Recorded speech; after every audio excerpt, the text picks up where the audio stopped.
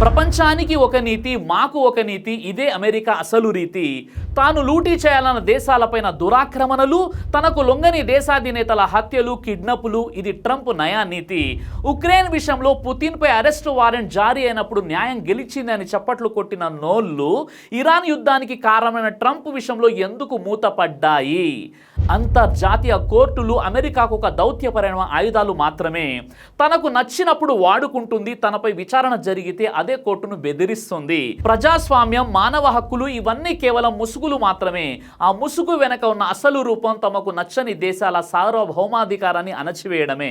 ప్రపంచ దేశాల మానవ హక్కులపై నివేదికలు ఇచ్చే అమెరికా తన దేశంలో జరుగుతున్న జాతి వివక్షను, పోలీసు హింసను ఎందుకు చూడదు? హిరోషిమా నుండి ఇరాక్ దాకా అమెరికా అడుగుపెట్టిన ప్రతి చోట విధ్వంసమే. లక్షలాది మంది ప్రాణాలు తీసినా ఆ దేశం ఇప్పటికీ కనీసం క్షమాపణ అనే మాటనే ఎత్తలేదు. ఇరాక్ వద్ద ఆయుధాలు ఉన్నాయని అబద్ధం చెప్పి లక్షల మందిని పొట్టనబెట్టుకుంది. ఆ తప్పుకు శిక్ష ఎవరికి పడింది? ఏ నాయకుడిపై వారెంట్ జారీ అయింది? మా సైనికులను అరెస్టు చేస్తే మేము అంతర్జాతీయ కోర్టు ఉన్న నగరం మీదే దాడి చేస్తామని చట్టం చేసుకున్న దేశం మనకు అంతర్జాతీయ నియమాల గురించి పాఠాలు చెబుతుంది. బలవంతుడిదే చట్టం, బలహీనుడికే శిక్ష. అమెరికా దృష్టిలో అంతర్జాతీయ చట్టం అంటే ఇదే. సార్వభౌమాధికారం అనేది అందరికీ సమానంగా వర్తించినప్పుడే అది నిజమైన న్యాయం. ఒకరిని రక్షించి మరొకరిని శిక్షించే అమెరికా వైఖరి ప్రపంచ శాంతికి అతిపెద్ద ముప్పు. ఫిబ్రవరి 28, 2026న అమెరికా మరియు ఇజ్రాయెల్ దేశాలు కలిసి ఆపరేషన్ ఎపిక్ ఫ్యూరీ మరియు ఆపరేషన్ రోరింగ్ లయన్ పేరుతో ఇరాన్పై భారీ ఎత్తున దాడులు చేశాయి. ఈ దాడుల్లో ఇరాన్ నాయకుడు అలీ హుస్సేని ఖమేని వర్ణించారు. రాబోయే 5 నుండి 10 ఏళ్లలో అమెరికాపై దాడి చేయగల క్షిపణులు ఇరాన్ తయారు చేస్తుందని, అందుకే ముందు జాగ్రత్తగా ఈ దాడులు చేశామని అమెరికా అధ్యక్షుడు డొనాల్డ్ ట్రంప్ చెప్పాడు. దీనికి ట్రంప్ ప్రివెంటివ్ వార్ అని పిలిచాడు. అంతర్జాతీయ చట్టాల ప్రకారం ఏదైనా దేశంపై యుద్ధం చేయాలంటే ఐక్యరాజ్య సమితి భద్రతా మండలి అనుమతి తీసుకోవాలి. కానీ అమెరికా ఎటువంటి అనుమతి లేకుండానే ఈ దాడులు చేసింది. ఇరాన్ నుండి అమెరికాకు వెంటనే ఎటువంటి ముప్పు లేకపోయినా పక్కా ప్లాన్తో నెలల తరబడి సిద్ధమైన ఈ దాడులు చేశారని నిపుణులు భావిస్తున్నారు. ఇరాన్ సైనిక శక్తిని పూర్తిగా దెబ్బతీసి ఆ దేశాన్ని తమకు లొంగిపోయేలా చేయడమే అమెరికా అసలు లక్ష్యమని విశ్లేషకులు చెబుతున్నారు. ఇరాన్ దాడుల సమయంలో ట్రంప్ చేసిన వ్యాఖ్యలు ఇతర దేశాల సార్వభౌమ అధికారాన్ని అమెరికా ఎలా తక్కువ చేసి చూపిస్తుందో స్పష్టం చేస్తున్నాయి. ఇరాన్ ప్రజలు తమ ప్రభుత్వాన్ని కూలదోసి అధికారాన్ని తమ చేతుల్లోకి తీసుకోవాలని ట్రంప్ బహిరంగంగా కోరాడు. ఇది ఒక దేశం యొక్క అంతర్గత విషయాల్లో నేరుగా జోక్యం చేసుకోవడమే అవుతుంది. ఐక్యరాజ్య సమితి నిబంధనల ప్రకారం ఏ దేశం కూడా మరొక దేశం యొక్క అంతర్గత వ్యవహారాల్లో జోక్యం చేసుకోకూడదు. కానీ అమెరికా మానవతా సహాయం లేదా ప్రజల మేలు కోసమే చేస్తున్నామని సాకుతో తన రాజకీయ ప్రయోజనాల కోసం ఈ నియమాలను ఉల్లంఘిస్తుందని విమర్శకులు భావిస్తున్నారు. గ్రీన్లాండ్ ప్రాంతాన్ని కొంటామని ట్రంప్ అనడం, అలాగే వెనుజులా ప్రభుత్వ విషయాల్లో అమెరికా తలదూర్చడం వంటివి చూస్తుంటే ఇతర దేశాల సరిహద్దులను లేదా వారి నిర్ణయాలను గౌరవించే సమయంలో అమెరికాకు పెద్దగా పట్టింపు లేదని అర్థమవుతుంది. ఉక్రెయిన్ యుద్ధం పేరుతో పుతిన్పై అరెస్టు వారెంట్ జారీ చేసిన అంతర్జాతీయ క్రిమినల్ కోర్టు ఐసీసీ ఇరాన్ నాయకుడి మరణానికి కారణమైన డొనాల్డ్ ట్రంప్పై ఎందుకు చర్యలు తీసుకోదని రష్యా ప్రశ్నిస్తోంది. అమెరికా వంటి శక్తివంతమైన దేశాలు ఎన్ని యుద్ధాలు చేసినా అంతర్జాతీయ చట్టాల నుండి సులభంగా తప్పించుకుంటున్నాయని రష్యా విమర్శిస్తుంది. దీనినే శిక్షార్హత లేని సంస్కృతి, ఇంప్యూనిటీ అని రష్యా అంటుంది. అమెరికా తన శత్రువులైన రష్యా వంటి దేశాలపై విచారణ జరిగినప్పుడు ఐసీసీని సమర్థిస్తుంది. కానీ తనపై లేదా తన మిత్ర దేశాలపై, ఉదాహరణకు ఇజ్రాయెల్ విచారణ జరిగితే మాత్రం అదే కోర్టును బెదిరిస్తూ ఆంక్షలు విధిస్తోంది. అమెరికా గతంలో అనేక దేశాలపై దాడులు చేసినా ఏ అంతర్జాతీయ సంస్థ లేదా దేశం అమెరికా నాయకులను గట్టిగా ప్రశ్నించలేదని రష్యా ఆరోపిస్తుంది. హిరోషిమా, నాగసాగి నగరాలపై అణుబాంబులు వేసి లక్షలాది మంది మరణానికి కారణమైనటువంటి అమెరికా కనీసం క్షమాపణ కూడా చెప్పలేదు. ఈ యుద్ధంలో రసాయన ఆయుధాలు వాడి భారీ నష్టం కలిగించిన అమెరికా అధికారులపై ఎటువంటి చట్టపరమైన చర్యలు తీసుకోలేదు. అబద్ధపు సాకులతో ఈ దేశాలపై దాడులు చేసి ఎంతో మంది అమాయకుల ప్రాణాలు తీసిన అమెరికా నాయకులకు ఎటువంటి శిక్ష పడలేదు. పుతిన్పై వారెంట్ జారీ చేసిన ప్రపంచం ఇంతకంటే ఎక్కువ నష్టం కలిగించిన అమెరికా నాయకులను ఎందుకు వదిలేసిందని రష్యా అడుగుతుంది. అమెరికా ఎంత తప్పు చేసినా ఎవరు ఏమి చేయలేరనే శిక్షార్హత లేని సంస్కృతి అక్కడ ఉందని విమర్శిస్తుంది. రెండో ప్రపంచ యుద్ధం చివరిలో అమెరికా జపాన్లోని హిరోషిమా, నాగసాకి నగరాలపై అణుబాంబులు వేసింది. ఈ దాడుల వల్ల దాదాపు దాదాపు 2.5 లక్షల మంది ప్రాణాలు కోల్పోయారు. ఆ బాంబుల రేడియేషన్ ప్రభావం ఇప్పటికీ అక్కడ తరాలను వేధిస్తూనే ఉంటుంది. ఇంత పెద్ద ఎత్తున ప్రాణ నష్టం జరిగిన అమెరికా ప్రభుత్వం ఈ దాడులకు సంబంధించి ఇప్పటి వరకు జపాన్కు కనీసం క్షమాపణ కూడా చెప్పలేదు. జపాన్ అప్పటికే లొంగిపోవడానికి సిద్ధంగా ఉన్నప్పటికీ అమెరికా ఈ దాడులు చేయడానికి కొన్ని రాజకీయ కారణాలు ఉన్నాయని చరిత్రకారులు భావిస్తున్నారు. కొత్తగా తయారు చేసిన అణుబాంబులు ఎలా పనిచేస్తాయో పరీక్షించడానికి జపాన్ ప్రజలను ఒక ప్రయోగంలా వాడుకున్నారనే విమర్శలు ఉన్నాయి. ముఖ్యంగా నాగసాకిపై బాంబు వేయాల్సిన అవసరం అస్సలు లేదని నిపుణులు చెబుతుంటారు. ఇంత భారీ విధ్వంసం చేసిన అగ్రరాజ్యం కావడంతో అమెరికా నాయకులను ప్రపంచం ఎప్పుడూ నిలదీయలేదు. యుద్ధ నియమాల ప్రకారం సామాన్య ప్రజలను లక్ష్యంగా చేసుకుని దాడులు చేయడం పెద్ద నేరం. అయితే అమెరికా తన చర్యలను సమర్థించుకోవడానికి ఒక కారణం చెప్పింది. మేము ఆ దాడులు చేయకపోయి ఉంటే మా దేశ సైనికులు వేల సంఖ్యలో చనిపోయేవారు, వారి ప్రాణాలను కాపాడడానికి మేము ఆ నిర్ణయం తీసుకోవాల్సి వచ్చిందని అమెరికా వాదించింది. అంతర్జాతీయ చట్టాల నుండి మరియు శిక్షల నుండి తప్పించుకుంది. ఇరాక్ వద్ద లోకాన్ని నాశనం చేసే ప్రమాదకరమైనటువంటి ఆయుధాలు WMD ఉన్నాయని చెప్పి అమెరికా యుద్ధం మొదలుపెట్టింది. కానీ యుద్ధం అయ్యాక వెతికితే అక్కడ అటువంటి ఆయుధాలు ఏవి దొరకలేదు. ఇది అమెరికా విదేశీ విధానంలో ఒక పెద్ద తప్పుగా మిగిలిపోయింది. ఏ దేశం మీదైనా దాడి చేయాలంటే ఐక్యరాజ్య సమితి అనుమతి తీసుకోవాలి. కానీ అమెరికా ఆ నియమాన్ని పట్టించుకోకుండా ఎటువంటి అనుమతి లేకుండానే ఇరాక్ మీద దాడికి దిగింది. ఈ యుద్ధం చట్టం ప్రకారం తప్పు అని తెలిసినా అమెరికా ఒక వింత మాట చెప్పింది. అది చట్టపరంగా ఇది తప్పే కావచ్చు, కానీ ఒక చెడ్డ నాయకుడిని సద్దాం హుస్సేన్ని తొలగించడానికి ఇది అవసరమే అని తనకు తాను సమర్థించుకుంది. అమెరికా చెప్పినట్లు సద్దాం హుస్సేన్ పాలన అంతమైనా ఆ తర్వాత ఇరాక్లో శాంతి కలగలేదు. దేశం మొత్తం కూడా అస్తవ్యస్తమైపోయింది. ఈ గందరగోళం వల్లనే ఐసిస్ వంటి అత్యంత ప్రమాదకరమైన ఉగ్రవాద సంస్థలు పుట్టుకొచ్చాయి. అయితే ఇప్పుడు అమెరికా దాడులకు వ్యతిరేకంగా ఇరాన్ తన క్షిపణులు మరియు డ్రోన్లతో ఇజ్రాయెల్పై అలాగే మిడిల్ ఈస్ట్లో ఉన్నటువంటి అమెరికా సైనిక స్థావరాలపై భారీ దాడులు చేస్తుంది. దీనివల్ల అమెరికా సైనికులకు మరియు ఇజ్రాయెల్ ప్రజలకు ప్రాణ నష్టం జరుగుతుంది. ప్రపంచానికి చమురు సరఫరా అయ్యే ప్రధాన మార్గమైనటువంటి హర్మోజ్ జలసంధి స్ట్రైట్ ఆఫ్ హర్మోజ్ వద్ద ఇరాన్ ఆటంకాలు కలిగిస్తుంది. దీనివల్ల ప్రపంచవ్యాప్తంగా చమురు సరఫరా తగ్గి పెట్రోల్ ధరలు విపరీతంగా పెరిగి ఆర్థిక సంక్షోభం వచ్చే ప్రమాదం కూడా ఉంది. ముఖ్యంగా భారత్, చైనా, జపాన్ మరియు దక్షిణ కొరియా వంటి ఆసియా దేశాలు ఈ చమురుపై ఎక్కువగా ఆధారపడతాయి. కాబట్టి ఆ దేశాల్లో పెట్రోల్ ధరలు పెరిగి ఆర్థిక వ్యవస్థ దెబ్బతినే ప్రమాదం కూడా ఉంది. ఈ యుద్ధం కేవలం అమెరికా, ఇరాన్ల మధ్య కాకుండా చుట్టుప్రక్కల ఉన్నటువంటి సౌదీ అరేబియా, UAE, కువైట్ వంటి దేశాలకు కూడా పాకింది.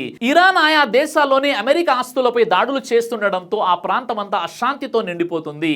అమెరికా దాడులకు ఇరాన్ తన పక్కనే ఉన్నటువంటి Saudi Arabia, UAE, Qatar, Kuwait, Bahrain మరియు ఒమాన్ వంటి దేశాల్లోని అమెరికా సైనిక స్థావరాలపై క్షిపణులు మరియు డ్రోన్లతో ఎదురు దాడి చేస్తుంది.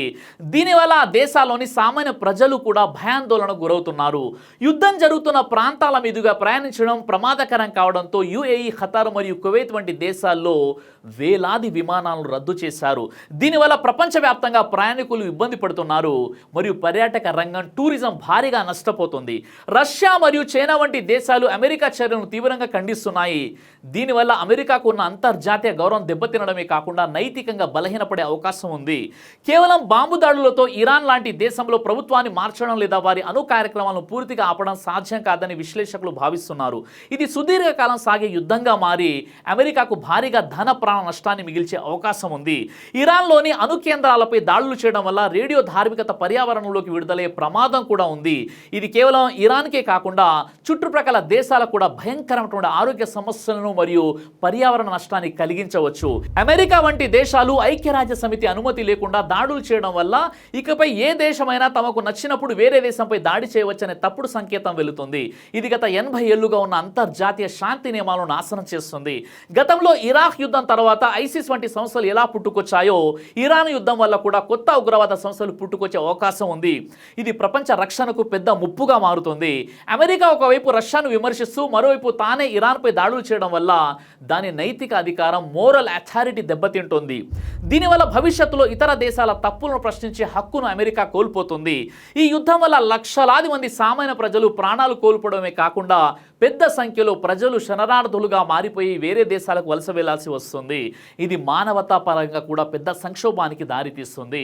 ఈ యుద్ధం వల్ల చమురు ధరలు పెరగడం, విమానాలు రద్దు కావడం మరియు ఇతర దేశాలు భద్రతా సమస్యలు ఏర్పడడం వల్ల ప్రపంచం మొత్తం తీవ్రమైనటువంటి ఇబ్బందులను ఎదుర్కొంటుంది. ఇరాన్ సుప్రీం లీడర్ని చంపిన తర్వాత లిబియా, ఇరాక్, వెనుజువేలా లాగా ఇరాన్ కూడా వెంటనే తమ ఆధీనంలోకి వచ్చేస్తుందని ట్రంప్ భావించాడు. కానీ దీనికి పూర్తిగా భిన్నంగా ఇరాన్ ఇప్పుడు అమెరికాకు మరియు ఇజ్రాయెల్కు ఒక పెద్ద సవాలుగా సవాలుగా మారింది. అయితే ఇరాన్ వేసిన డెడ్లీ ట్రాప్ అగ్రరాజ్యమే అడ్రస్ గల్లంతైపోతుంది. యుద్ధం అంటే బాంబులు అనుకుంటున్నారా? కాదు, ఇది స్ట్రాటజీ అనే స్లో పాయిజన్. అమెరికా బాంబులు ఆకాశంలో తిరుగుతున్నాయి, ఇరాన్ ఆకాశం ఆ కంట్రోల్లో ఉంది అని ట్రంప్ అరుస్తున్నాడు. కానీ కింద మాత్రం గ్రౌండ్లో టెల్ అవీవ్ మీద మిజైల్ వర్షం కురుస్తుంది. అసలు లేక ఇక్కడే ఉంది. ఐరన్ డోమ్ కొట్టే ఒక్క మిజైల్ ధర 50 కోట్లు, కానీ ఇరాన్ పంపే డ్రోన్ ధర 20 లక్షలు మాత్రమే. అమెరికా గాలిలో యుద్ధం చేస్తుంది, ఇరాన్ గణితంతో యుద్ధం చేస్తుంది. ఇదే సమయంలో మరో ట్రాప్ కూడా వేసింది. దుబాయ్, దోహా, కువైట్ వంటి గల్ఫ్ నగరాల పీక మీద కత్తి పెట్టినట్లు పరిస్థితి. దుబాయ్లో ఒక బాంబు పడితే భయం ఒక్క నగరంలో ఆగదు, ప్రపంచానికి వ్యాపిస్తుంది. ఇన్వెస్టర్లు భయపడతారు, టూరిస్టులు పారిపోతారు. వెంటనే గల్ఫ్ షేకులు ట్రంప్ కాలర్ పట్టుకొని మా ఆస్తులు పోతున్నా, యుద్ధం ఆపు అని అంటారు. ఇరాన్కి ఇంకో పెద్ద బటన్ హర్మోజ్ జలసంధి. ప్రపంచ ఆయిల్ శాసించే గొంతు. అక్కడ ఇరాన్ గొంతు నొక్కి పట్టుకుంటే సౌదీ ఆయిల్ ఆగుతుంది, ఖతార్ గ్యాస్ ఆగుతుంది. రోజుకు 1000 కోట్ల నష్టం, 100 షిప్పులు, 1000 మంది సైలర్లు సముద్రంలోనే ఇరుక్కుంటారు.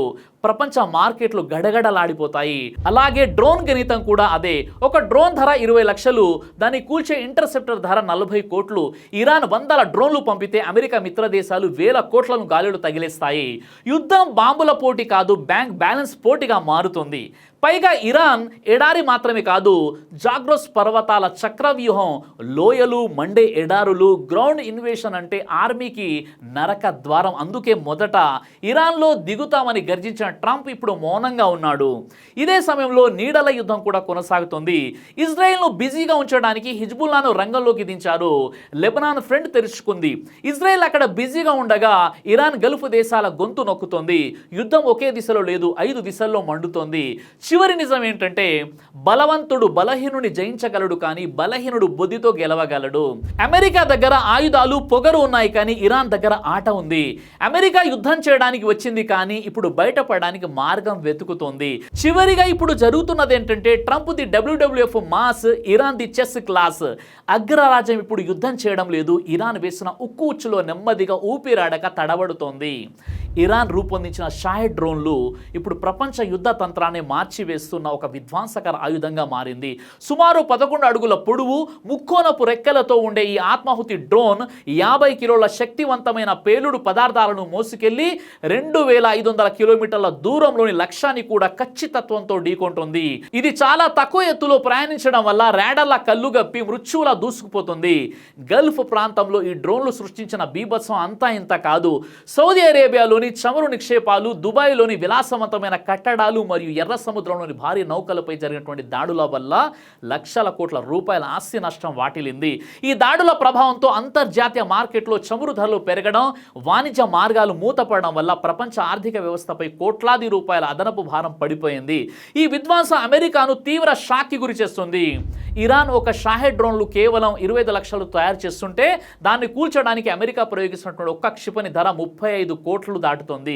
ఈ విధంగా అమెరికా తన $1 బిలియన్ ఆయుధ సంపత్తిని ఈ చౌకైనటువంటి డ్రోన్లపై వృధా చేస్తూ ఆర్థికంగా కోలుకోలేని దెబ్బతింటోంది. గల్ఫ్ ప్రాంతంలోని అమెరికా సైనిక స్థావరాలు మరియు రాడార్ వ్యవస్థలు ధ్వంసం కావడమే కాకుండా వాటిని పునరుద్ధరించడానికి అమెరికా ఖజానా నుండి $1,000 కోట్ల ఖర్చవుతున్నాయి. శత్రు $1 ఖర్చు చేస్తే దాన్ని అడ్డుకోవడానికి అమెరికా $1,000 చెల్లించాల్సి రావడం వాషింగ్టన్ను ఉక్కిరిబిక్కిరి చేస్తుంది. ప్రస్తుతం ఇరాన్ వద్ద ఇలాంటి డ్రోన్లు 1000 సంఖ్యలో సిద్ధంగా ఉన్నాయి. ఇరాన్ తన రహస్య భూగర్భ కర్మాగారాల్లో రోజుకు 150 నుండి 200 షాహెడ్ డ్రోన్లను ఉత్పత్తి చేస్తుంది. ఇప్పటికే ఇరాన్ దగ్గర 1000 కొద్ది డ్రోన్లు నిల్వలు ఉండడమే కాకుండా ప్రతి నెల సుమారు 6000 కొత్త డ్రోన్లు తయారవుతూ యుద్ధ క్షేత్రానికి చేరుతున్నాయి. ఇంతటి భారీ ఉత్పత్తి సామర్థ్యంలో ఇరాన్ గల్ఫ్ ప్రాంతంలోని ఏ క్షణమైన పెను విధ్వంసం సృష్టించేందుకు సిద్ధంగా ఉంది. ఇది అమెరికా మరియు దాని మిత్ర దేశాలకు అతిపెద్ద రక్షణ సవాలుగా మారింది. అయితే ట్రంప్ భావించింది ఒక దాడితో ఇరాన్ మోకాళ్లపై పడిపోతుందని, కానీ వాస్తవం పూర్తిగా భిన్నంగా మారుతుంది. బాంబులతో దేశాన్ని కూల్చొచ్చు, కానీ ఆలోచనను కాదు. అమెరికా శక్తితో యుద్ధం చేస్తుంది, కానీ ఇరాన్ వ్యూహంతో యుద్ధం చేస్తుంది. చరిత్ర మళ్ళీ ఒక నిజాన్ని గుర్తు చేస్తుంది. బలవంతుడు కొన్నిసార్లు గెలుస్తాడు, కానీ బుద్ధితో పోరాడే దేశం చివరికి నిలబడుతుంది. అయితే చరిత్ర చెబుతుంది యుద్ధం ఎప్పుడూ పరిష్కారం కాదు, అది కేవలం మరిన్ని సమస్యలకు ఆరంభం మాత్రమే. యుద్ధంలో ఎవ్వరూ నిజంగా గెలవరు. బాంబులు పడేది దేశాల మీద కాదు, మనుషుల జీవితాల మీద. చనిపోయేది సైనికులు మాత్రమే కాదు, అమాయక ప్రజలు కూడా. కాబట్టి ఈ యుద్ధం ఆగిపోవాలి. సమస్యలకు అసలు పరిష్కారం బాంబులు కాదు, సంభాషణ, శాంతి మాత్రమే. ఈ విషయంలో మీ అభిప్రాయం ఏంటి? కామెంట్ ద్వారా తెలియచేయండి. జై హింద్. బ్రదర్ సిరాజ్ అని యూట్యూబ్ ఛానల్ని మీరు సబ్స్క్రైబ్ చేసినట్లయితే ఇన్షాల్లా దేవచిత్తం అయితే మీకు వీడియోస్ వస్తుంటాయి. అదేవిధంగా బ్రదర్ సిరాజ్ అనేటటువంటి ఫేస్బుక్ని కూడా లైక్ చేయడం వల్ల మీకు వీడియోస్ వస్తుంటాయి.